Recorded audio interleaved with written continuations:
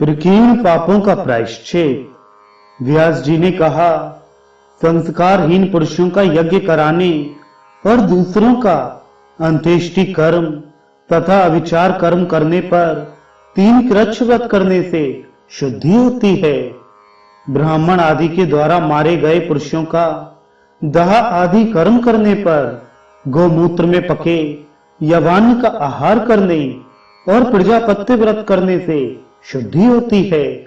तेल लगाकर और मलमूत्र का त्याग करने, शमश्रु कर्म करने अर्थात दाढ़ी आदि बनाने तथा मैथुन करने पर अहोरात्र उपवास करने से शुद्धि होती है। एक दिन गिरहाग्नि का त्याग करने अर्थात उस अग्नि में हवन न करने से द्विजोत्तम 3 दिन उपवास करने से शुद्ध होता है और 3 दिन तक नित्य हवन न करने पर 6 दिनों के उपवास से शुद्ध होता है। प्रमादवश 10 दिन अथवा 12 दिन तक गिरहाग्नि का त्याग करने पर उस पाप की शुद्धि के लिए कृच्छ चांद्रायण व्रत करना चाहिए। भगवान प्रभु ने बताया है कि पतित व्यक्ति से द्रव्य लेने पर उस द्रव्य का त्याग कर देने से शुद्धि होती है। साथ ही कृच्छ सांतपन व्रत करना चाहिए। प्रायोपवेशन व्रत से भ्रष्ट तथा संन्यास आश्रम से च्युत व्यक्ति को 3 कृच्छ और 3 चांद्रायण व्रत करना चाहिए। पुनः जात कर्म आदि संस्कारों द्वारा संस्कृत होने पर धर्म की वृद्धि चाहने वाले द्विजों को भली भांति व्रत का पालन करना चाहिए।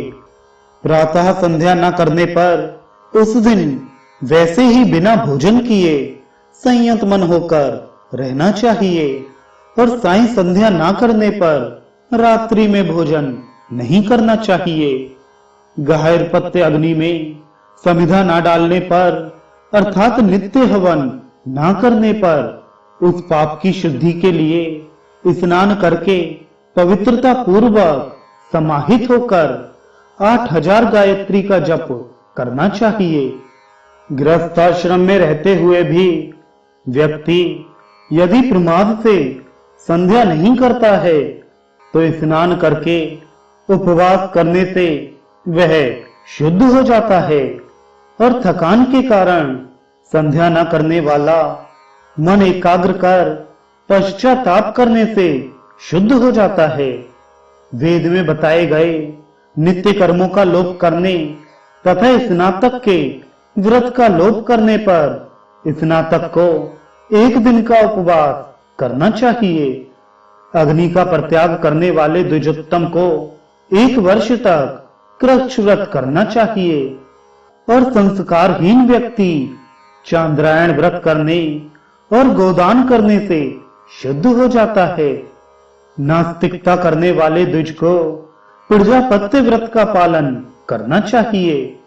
देवता से तथा गुरु से द्रोह करने पर तप्त कृच्छ व्रत करने से शुद्धि होती है।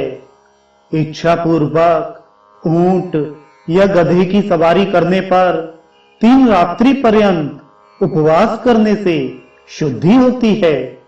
इसी प्रकार नग्न होकर जल में प्रवेश करने पर 3 रात तक उपवास करना चाहिए।